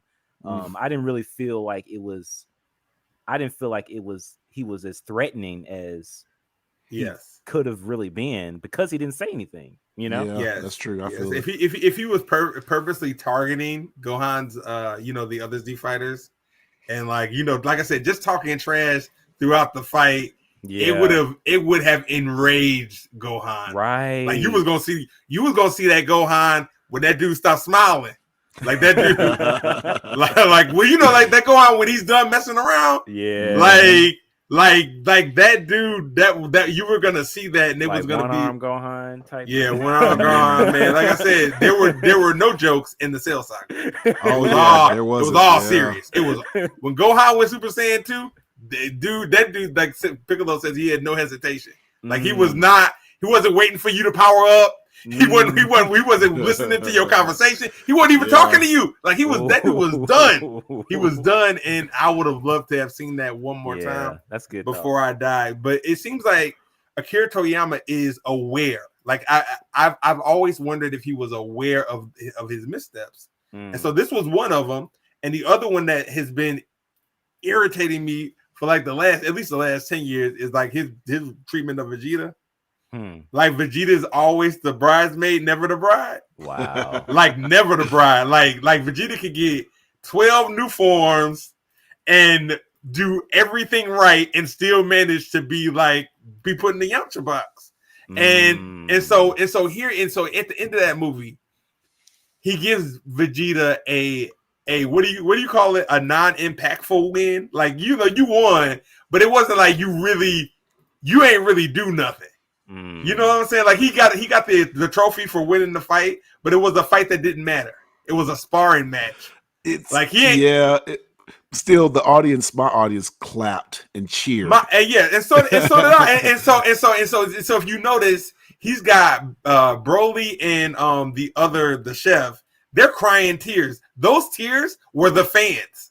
Those tears were the fans' tears who have been waiting, because you can make the case that out of all the people that have grown on the show, Vegeta's growth arc has probably been one of the better ones. I mean, he's a better father. Yes. Even his introduction in this movie, he's like trying to find the peace side. He's all like, I'm meditating. like, it's like this is a different Vegeta than when we first introduced. Right. And so like you're gonna give him the post-credit win? Like, dude, I'm happy to have it. Like I'm glad you threw me a bone, but it just tells me that he's aware of what people are saying about the show, and I'm not the only person saying the same things. I liked it. Yeah. So I mean, they had to have limitations, otherwise he was going to tear up the planet. And Goku, because my thing is Goku and Vegeta are so freaking powerful they could destroy planets, universes. At this point. So it's like you kind of have to clip their wings a little bit with them because they're so freaking powerful. Yeah. So I kind of appreciated that. I did appreciate it too, but I'm just like, man, this don't be like, you could do so much better with my boy Vegeta. Like, you guys are not fanatics, so you're not reading the manga, but I am. And let me tell you, you want me to spoil some stuff? Hey, here's what I'm gonna spoil for you. Vegeta is getting Yamcha. He's been putting in the Yamcha box. Like Vegeta getting beat like he was at the end of the Kid Buu saga. In these most recent sagas, and it's just like I get tired of seeing that, man. I get tired of seeing people get beat like that. Wow. Like them beats that you got to turn away from because they be so bad. Like, ooh. Oh man, that's terrible. Ooh. Another kind of disappointing thing, especially with characters for me, when we didn't mention these characters. I was kind of disappointed with Trunks and Goten in this movie. I've been waiting to see them grow up. Blue hair, and not the blue hair part, but just the fact, like we finally get to, because they've been kids for so long. They were kids for like 20 years, and we finally see them as teenagers. And they fuse. They fuse badly, and we get fat Gotenks, and he's not even that powerful. He can't even turn Super Saiyan. And I'm like, and so this is what we get. We gotta go for it. Yes. Fat Gotenks that can't do nothing. Showing his butt through most of the movie. That was like, I was kind of annoyed. I was like, I wanted to see a teenage Gotenks. Like, but they seem they got that comic relief of the movie. Like that fat Gotenks butt showing was like for the kids. Yeah. Because I'm like, I'm the same way. That's literally what I wrote down in one of my notes. I was just like, I really, really, really, because I feel like we still haven't seen what Goten can do. No. And so it's like, this is still like, and then Goten and Trunks, I feel like they should be like super powerful. But and like, what are they doing on Gohan? the side? What about them? Yeah, what are they doing on the side? They fusing all the time. They know something. They doing something. So I'm like, man, I want to see. Yeah. I want to see a Goten and Trunks movie. Yeah, they could probably that's something that I would definitely prefer pay to see, because it's like they get so little time. Yeah, they Like, like so so if always it's- background characters. They're always back, and they, you know, but in the Boo arc, they were not background characters. So it's like, well, at least keep them where they're at. Like, you know, I thought it would have been decent had they waited to turn them to power, which I don't know if that they did not make it. They did not. Yeah, I they were know too they didn't young. make it. didn't. I saw that part, but I was Because disappointed that they Vegeta weren't was there. like, he was like, you can't come, y'all can't, you're not even strong unless you fuse. I'm like, Wow, oh, he did say Vegeta, that. don't. Yeah. No, like you act like you Shut ain't him never down. fused. Come on, man. Come on, Yeah. man. Yeah. Yeah. So that was also disappointing. Like I said, we already talked about Krillin. But I'm like, come on. Yeah, they Yeah. Yamcha Krillin. Like I didn't yeah, realize I how would bad appreciate that that. was. Mm-mm. But it was Piccolo and Gohan's movie. That's why. Yeah. That's why these characters took a step back. So I guess yeah. we could talk about the favorite characters then. Yeah, So- favorite characters. So for the movie, because like, you know, my favorite characters overall is like Vegeta and Gohan, you know, Mhm. but for the movie itself, it would be like Gamma 2, Piccolo, and Pan. I mean, it's hard to disagree with that. No, I mean, I believe that you got that. Yes, I did enjoy the treatment of Bulma, because it was just like, this is how a conversation between Piccolo and Bulma should go, which they don't have a lot of conversations on the show, Right. but that the way that they talk to each other, I'm like, this feels Oh right. yeah. This Oh, yeah, this of is- course. This feels right. Like okay, like yeah, she would be like, "Why? Obviously, there's something going on. If I'm hearing from you, Right. Yeah. That was funny. That was funny. That's like interesting. I'm sure they're not talking all the time. They're not Right, talking yeah. all But the There's fact no that he has her reason. number, I thought was There's pretty no funny. reason for them to talk. Yeah, But he so has her number. right, the fact that right. he has a cell phone is interesting too. Like, That he didn't just fly over there, because that seemed more like a Piccolo thing. I'm not using this thing. Well, because the only person he flew over was to Gohan. When Videl called Piccolo and said, "Can you pick up Pan?" He's like, "Where's your husband?" And the first thing Piccolo does is fly over to Gohan's house. What's going on? right. It's your daughter. just like a dad, right? Like, Yup. dude, just- Yeah, he's a Yes. father to Gohan. But yeah, I mean, I agree with you 100% as far as my favorite character, Piccolo. I mean, this was Piccolo's movie. That's what you said before I watched it. Mhm. You were like, "This is Piccolo's movie." I literally love the way he was always risking his life, you know, and for his then, kids. for his For his children. kids, And I think that you know, he's the thing about it. The thing about Piccolo is that he's able to be a father and train. So it's like you don't have to choose one or the other. Like Goku doesn't be a father; he just trains. Gohan just does his studies. So he's like, plays around, but he doesn't train. So it's like you actually can do both. And so Piccolo Right. does that, which I love that. So he's absolutely MVP. And then Pan Yes. is so sweet and powerful. I just like, they're of course their dynamic duo relationship, like I mentioned earlier, like when she This was my flying and would favorite show version off. of Pan, Yeah, because we've she's seen Pan in GT, which is retcon now, and we've seen Pan at the end of the very last episodes of Dragon Ball Z, which is kind of retconned as well. Oh, That's true. That's true. they go back, This- they end that and like skip over it and erase it or whatever for I Super. feel like it's a race now. Super is went in a whole nother direction. Yeah, okay. So this is my favorite version of Pan. That's why, and I really, really liked her in this movie. Yeah, me too. And she Yeah, did yeah. feel different than Kid Gohan. You know, Yes. like this was a very different. Yes. Yep. Yeah. She's gonna be a decent fight. Yeah. So she was doing that 3. I'm like, you Right. 3? 3 years old. At 3 years old. Knocking that dude out. And Oh then my- is knowing it? how to Is it one of your kids 3?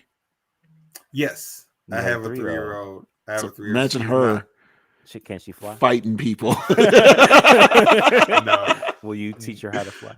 I will teach them how to go to bed and how to stop talking back. Can I teach them how to stop talking back? Man, Oh my my kids not goodness. bad, but they bad enough. Oh, They bad man. enough.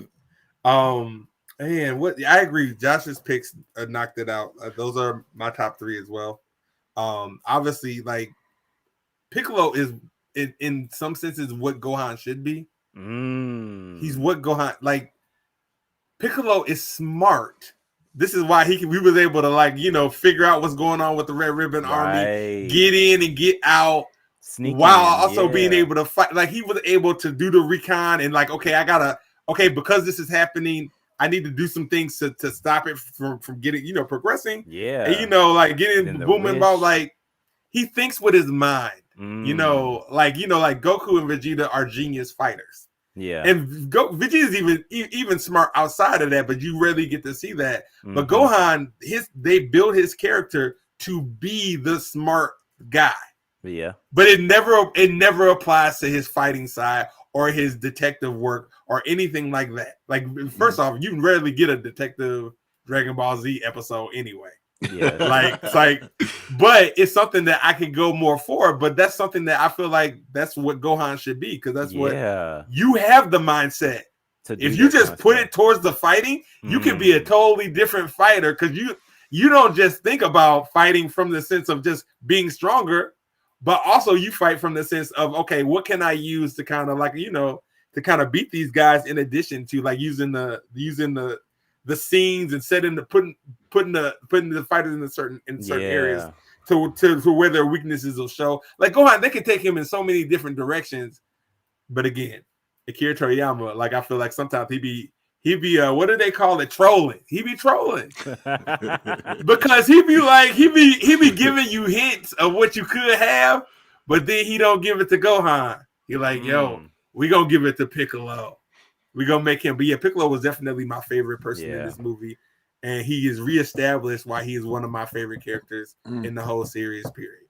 Wow. Like if you had forgot, if you had been sleeping on Piccolo, this movie woke you up. It woke you up. Woke you up. Okay, Piccolo owns he owns the right to be one of the main characters again. And hopefully, like I would even settle for if you really just want to have a Goku and Vegeta show, like you could give me a side series of Dragon Ball Z where it just focus on Krillin and 18 and the kids, Goten and Trunks and Piccolo and Gohan. I can live for that. I can live with that. I can, because there's at this point they're so far away from the planet. Like all of the world, the universe threats are no longer on Earth.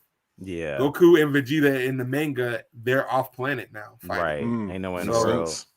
So it gives Goku. I mean, it gives Piccolo and Gohan more time to like do things. For the have more enemies to fight as people show up at Earth. So, yeah, that's good stuff.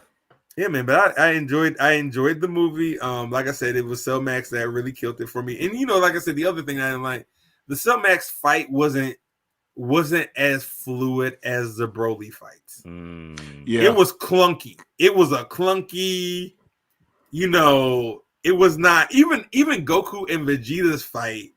The sections that we saw were more fluid than what we got from Cell Max. Yeah.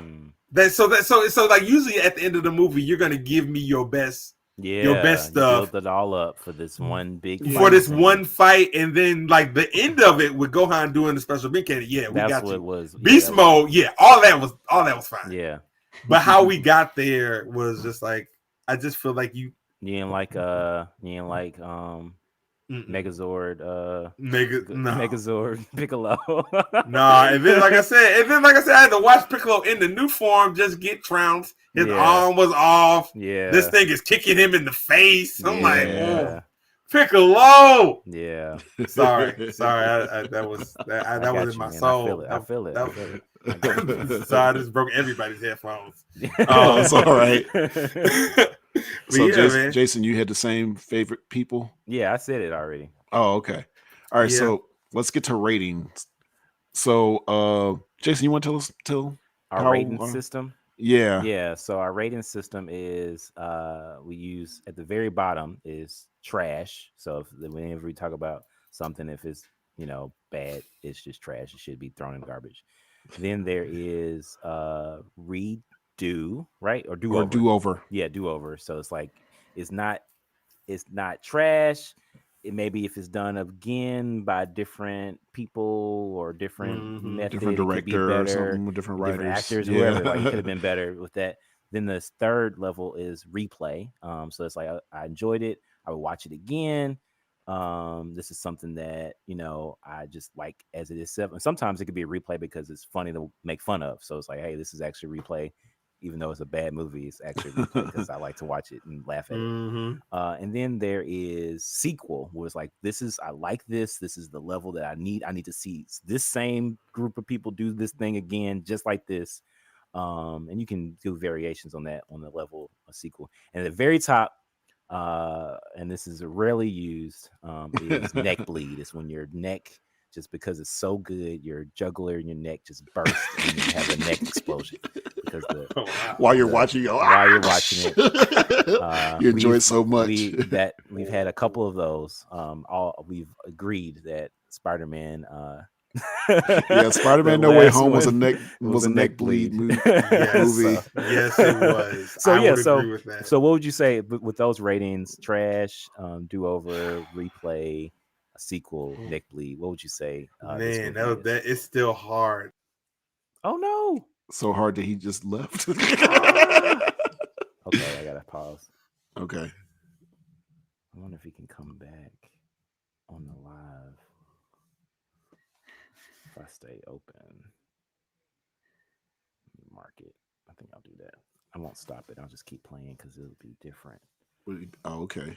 Is he able to come back?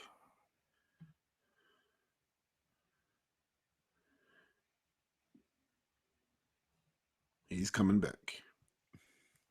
Somebody gathered the Dragon Balls and wished me back. Who has wished me back?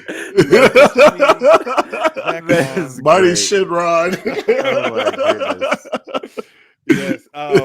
It's somewhere between redo and sequel. Like it's I do believe that some parts could be done, and I so want to see another. I want to see more of these characters. I don't care so much about them in the same roles, but I would love to see another non-Goku and Vegeta movie. So it's both. I don't know if you can pick both or a fusion of two. But I would say a high replay or low sequel. Actually, I was going to go with low sequel. My rating is low sequel because I agree with you. I want to see these people again. I don't want this to be the final Dragon Ball movie at all. I don't think it's Please make another one. So I do want a sequel. But when you do the sequel, make it a little better. It don't have to be exactly what we just saw. But if it happened to be, I wouldn't be that upset. Yeah. Because I still enjoyed myself. Yeah. Yes. So my rating is replay. At the level I want to watch it again, not bootleg. I would like to see the English dub, eventually. So, but replay, and I think that, like I said before, like there was a couple, like there was some slow moments throughout the thing, like even. Spending a lot of time with the start of it was kind of slow. Yeah, it was really slow. It was a long, like the first, it was like 10 minutes of them just of the bad guys. I don't really know. I kind of wanted to fast forward that. So I could have fast forwarded because I had it, but I'm like, I don't really know them, and so I'm like, it's not really a lot of exposition. I don't care. Your motivation is kind of like blah to me. So that was like the reason why it's not higher than that. But I mean, I do like you guys are saying, like I want to see other things. Like Dragon Ball in itself, the characters are absolutely sequel. That's why that's why I gave it a low sequel, because it's like the movie itself, I agree with you, the movie itself is like a replay. I'll watch it again. Don't do another Cell Max. You don't have to do that. You got what it is. Leave them alone. Leave the red group alone. I don't want them anymore. I don't want them anymore. Well, they definitely did that for nostalgia reasons. So like that's fine doing with that, but I want to see other things, like, and this is like Trunks. We talked about the Trunks and Goten, just kind of like them as teenagers. Like keep it going as movies. I don't know if they should do another show But I do want to see movies like this. Yeah. And they're gonna do the movies because the movies make money. Oh, yeah. that's all about Oh, money. yeah. Like it was the #1 movie in America. So I mean, the Um, Battle of the Gods, that was such a good movie that they ended up making a whole show. They ended up making Dragon Ball Super because Battle of the Gods did so good. It was like, hey, let's just bring back Super. Let's just just bring back Oh. Dragon Ball and make it a new series. Yeah. So people will pay for it, and so they make them for that reason. And I guess that's why the show isn't still canceled. I don't know why why they haven't started doing the anime again, but I believe I heard that they're working on it. I heard that too. So maybe. So we'll Yeah. see. This is not the end of Dragon Ball. This movie definitely showed that yeah. it's going to Yeah. keep going. 'Cause this is new, Unfortunately, just came out fresh. They're gonna keep it going. I mean, how long has Super been over? Man, it's been about good 4 years. Yeah, because I'm just now getting on it, so it's like, to me, it's new. You are definitely at the best part of Super outside of the filler episodes, Yeah, which are golden, Mhm. golden. But as far as an arc goes, yeah. this is the best arc. I just feel like, but when you get to Goku getting in his new form, we're gonna have a follow-up conversation because so I can start complaining again about goodness. Goku. Josh has heard all of my complaints, but for those who do not know, I can't stand Goku. I cannot stand Goku. Oh my He goodness, makes me so sick. And this, I mean, he's he's pretty selfish. He is, and it shows. It shows that I'm not. He's gonna almost go a there. villain in this arc. Yes, he's always actually. I mean, like, he's the one that brought Frieza back for his own reason. So I mean, I was rooting for the villain, and that's how much I couldn't stand Goku in this. Yeah, unfortunately, I was the same way. I was like, and the thing that is, whole saga, I was like, Goku's actually the bad guy in this one. he before the tournament of power, when they were just testing, right? When they were like, let's do a tournament, and if Goku loses, then we won't have to be destroyed. Have to be destroyed. And I'm like, yeah, this is Goku's absolutely the villain. Exactly. He's the reason all this stuff is happening in the tournament of power. Just because he like, wants this to see is how his powerful fault. he is. Right. Yeah, that's why I was like, oh, Goku, like, you're an asshole in this one. Yeah. It's horrible. But if you hopefully after the tournament of power, I would argue comes up the best arc since the Cell Saga, which is the Morrow arc. Like you guys, I read it. I probably read it twice at this point. Oh, okay. So it is so good. Oh, okay. So I can't wait till they animate it. Where I hated Goku in the Tournament of Power arc, it made me fall back in love with him, and now I can't stand him again. Okay. But, like You it's like love-hate a relationship. a horrible relationship with somebody. It's like that. But yeah, he does the thing in the Morrow arc. The Morrow arc is from start to finish the one of the better arcs out of the whole series. No, that's good. So you guys have something to look forward to for those who do not read the manga. So. Oh, okay. Right. So as we wrap this up, and I put this toward the end on the notes, I saw what you put, Jason, because I agree. Like, why we love Dragon Ball Z so much, and you put, why do Black people love Dragon Ball Z so much?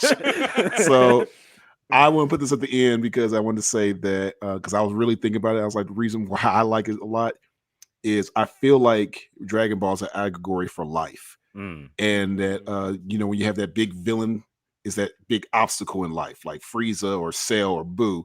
I feel like that's a big life problem attacking you, and is usually when you see is the hero is like on the ground getting beat. Yeah. And that's like this situation in life is beating you, but then they get that extra strength of power.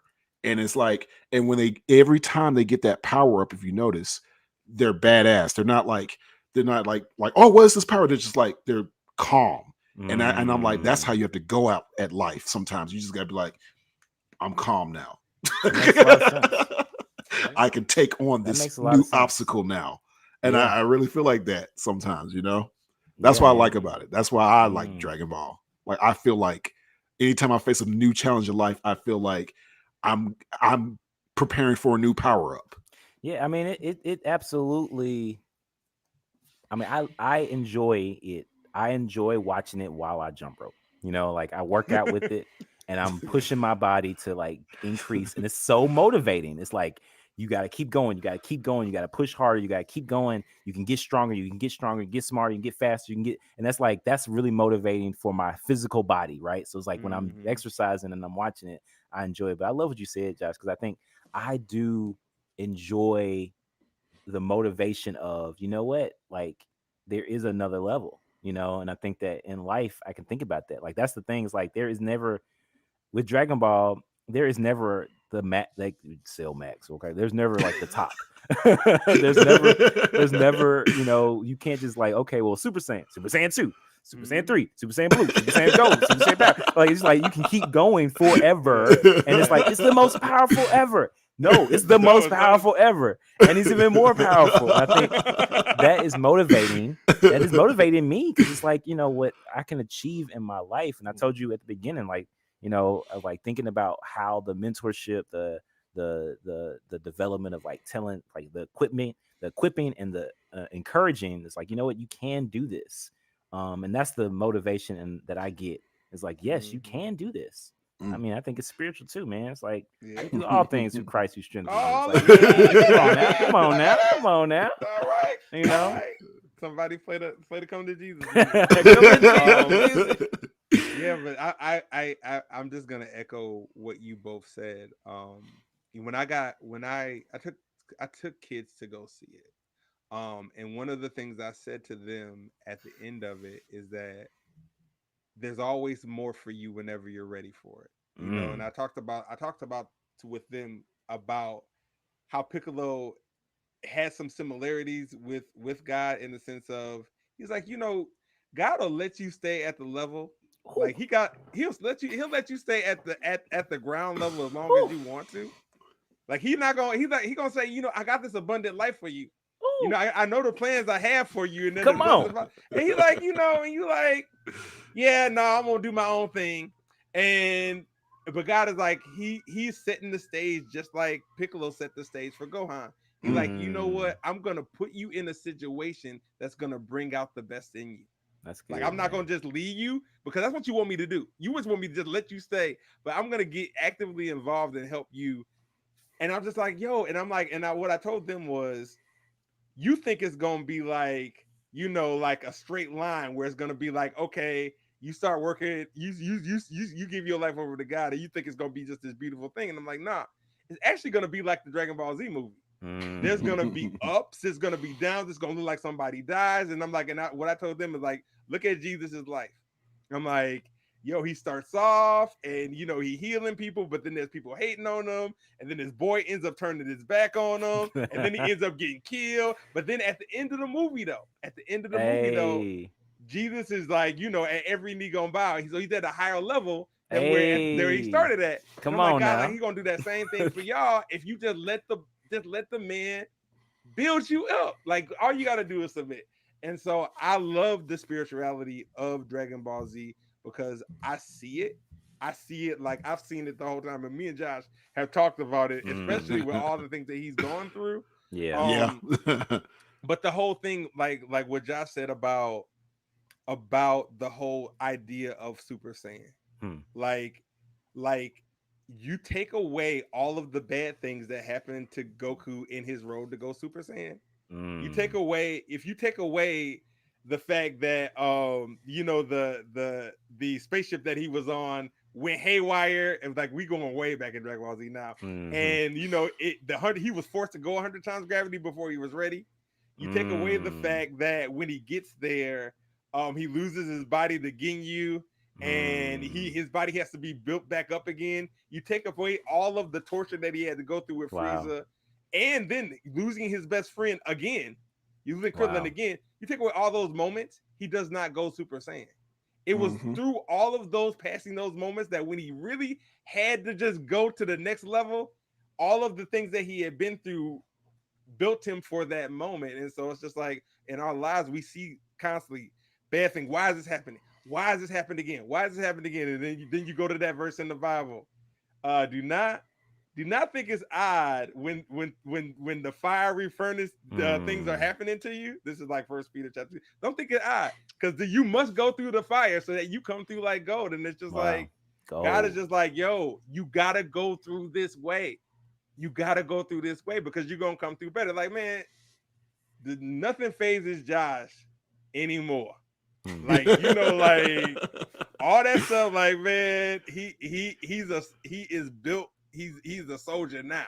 Man, all that, like, he ain't listen. He's not crying about too much of anything when I talk to him. Yeah, it's more like he dismissing fools and firing fools and like I ain't gonna do no more. Yeah, that's like true. I see that. But we ain't got no 12 episodes of just what am I gonna do? Like do to cut you off quick now. That's true. And it's all of this growth. Like we talked yesterday about just about how much more assertive he is, how much he knows what he wants, and how he's not going to put himself in these situations. But he would not be the person who he is without those hard times, that adversity. So, without that adversity. And so you Yeah. know, we do not put value in adversity because all we're trying to do is get through it. While God is constantly like, nah, the adversity is actually kind of what makes you building you up. Yeah, it molds you into that person. And so like I've watched it in my own life, I watched it in Josh's life, and Dragon Ball Z is constantly just reminding me this, like Josh said, this is how life is. You don't get to slack off, Gohan. So y'all people who like, I did one great thing once. You know, back to Al Bundy who had the 4 touchdowns in the one game in high exactly. school. Yep, that's all he talked about. You don't get to rest on your laurels. Wow. You don't get to rest on your laurels, man. You're still alive. You're still alive, man. And there are things that you're still here to do. And so let's not say, oh man, you know, I got married and I got kids, and now all I gotta do is chill. Like, no.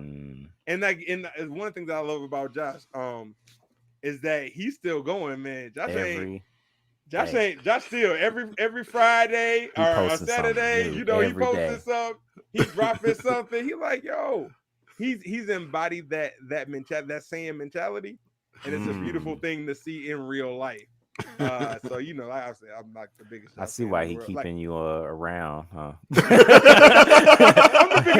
like the biggest Josh. I'm like the biggest Josh Abram fan. Like not more than you, Jason. But like, you know, I'm top 5. I'm top five.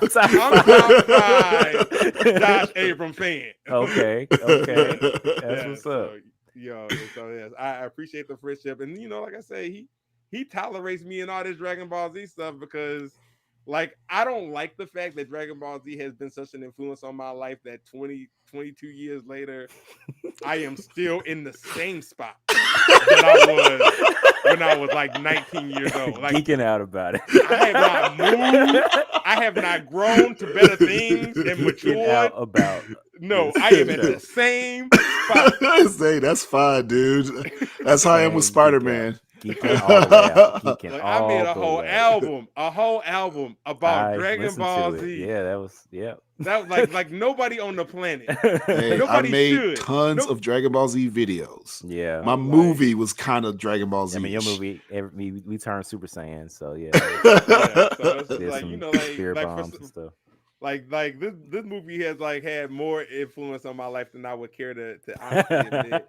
Because it's kind of embarrassing. Man. Now I got gray hair and kids and be like, really, Dad? Yeah. Really?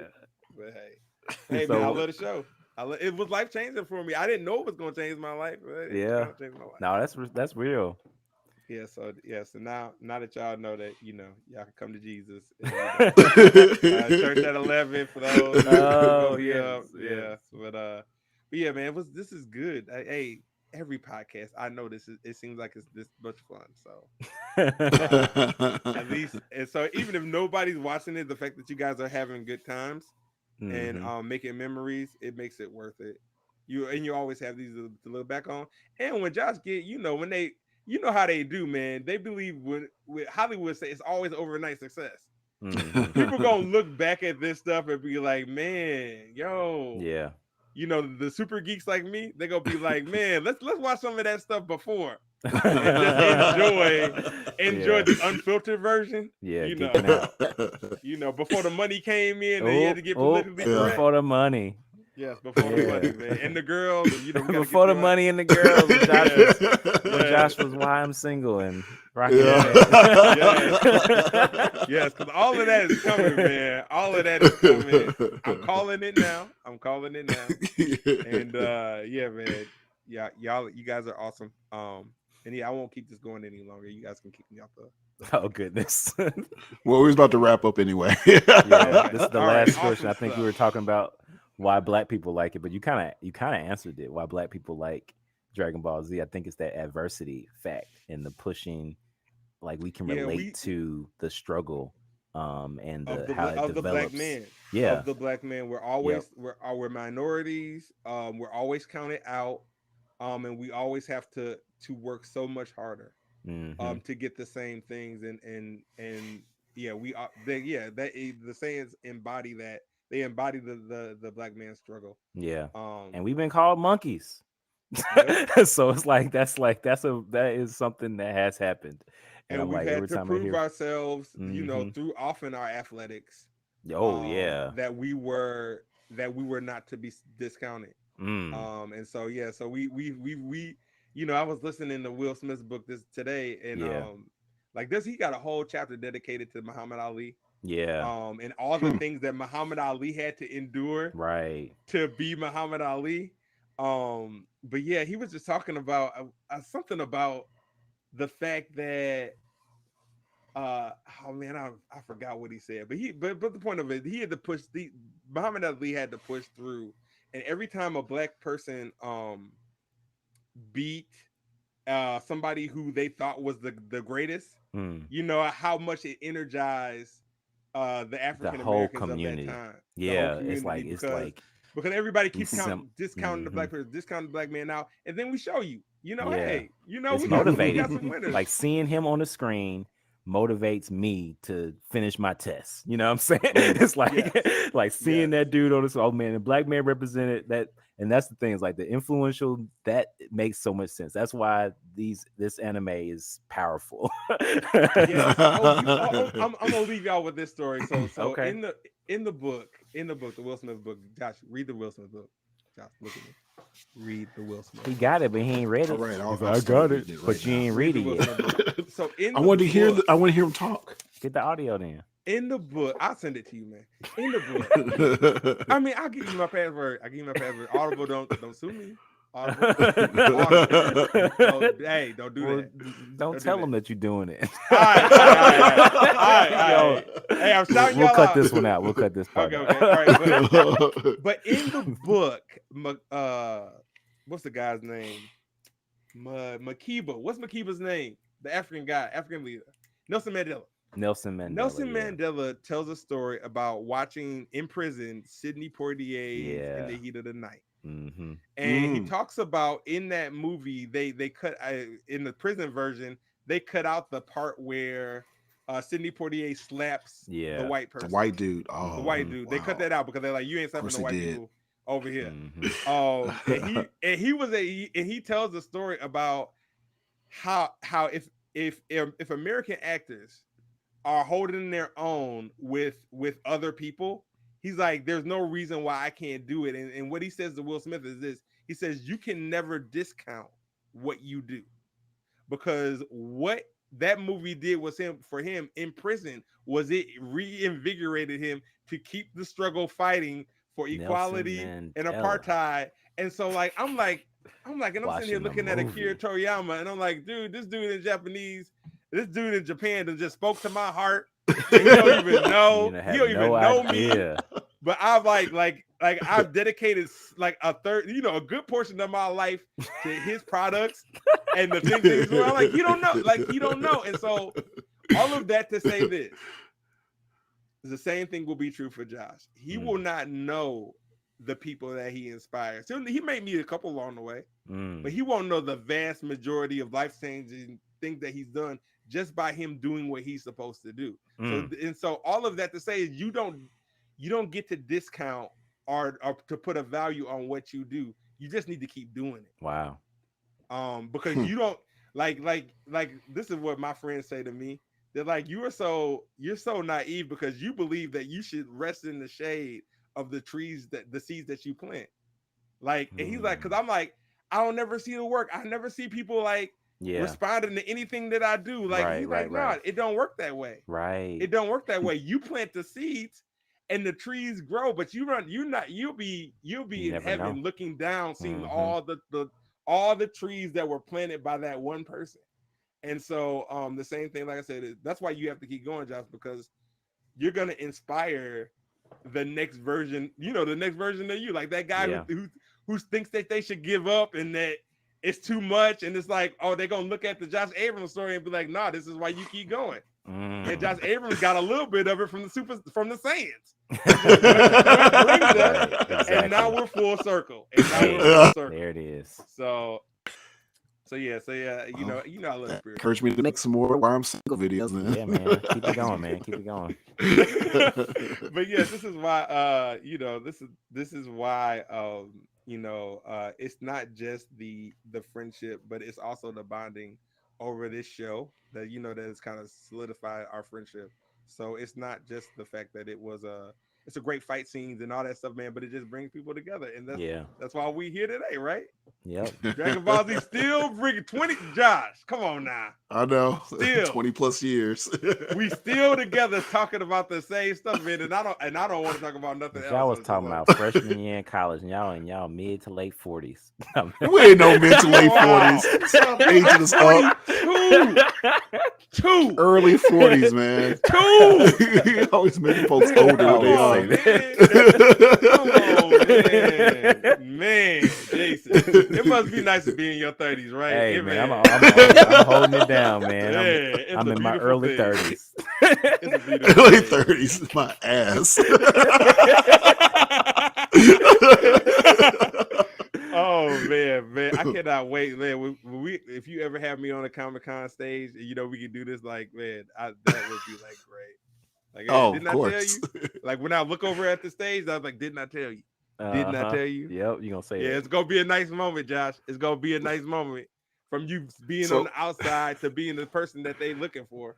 So a funny thing, this movie came out on August 18th, 8/18, and that's when I premiered my movie in Jackson on 8/18. Wow. Yeah. So exact same day. Wow. 4 years later. Fun. So you helped create, launched. You got your. And so if you got your movie poster. No one has seen. Walter Jason did this poster, and he did it in the Dragon Ball Z format. Yeah. If you notice that there's a gold light off of Josh Abrams, that's the guy. He is Super Saiyan. And this is this guy who's like, what is that? Like, what? Who did that? Jason, you put all them teeth on me. Don't put all them teeth on me. Like, everybody has teeth, but this guy's got super teeth. Jason, man. My teeth are not bigger than other people. Oh my goodness. Come on, Jason. Like, I ain't got size 15 teeth. You goofy. Anyway. That's good. The pleasure's mine. Well, I guess we have to wrap this up. Yeah. So tell the people where to follow you so you have more people follow you on social media and stuff. Ooh, so I am. Maybe you'll get one extra subscriber. One extra subscriber. Goodness.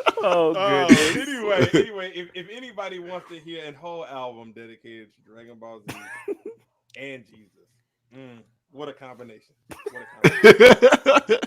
I'm sorry. I apologize for me. But if you need that in your life, you're like, I need some Dragon Ball. I need some Jesus in my Dragon Ball. Superhero 019. So all one word. The 0 is spelled out, and that's on all social media sites: Instagram, Facebook, YouTube, and SoundCloud. You can follow me. I got some stuff in the works. I got some new comics that's gonna be coming out. I'll text you the comic once we get off, Josh, and some things that I got coming up with the music stuff. Cause like man, Josh be inspiring me. Like like, you can do it. You can do Keep going, man. All right, and yeah, so you can follow me on that stuff, but I do the inspirational, motivational music stuff, and part of that is Dragon Ball Z because like Jason said, when you watch it, it makes you want to do it too. Like it makes you want to train. It makes you want to be like get insane shape and be prepared for the challenges that you're gonna face. Like there's one thing that people discount about Goku, and this last thing I want to say because I cannot stop talking, is that Goku is always ready for the challenge. And he also, so whenever somebody shows up outside of Raditz, he was not ready for Raditz. But usually Goku has been already in a state where he's getting ready. He knows the next challenge is coming. That's so, and so true. He's just getting prepared for it. You're being naive if you don't think another challenge is coming in. You don't, like it's guaranteed.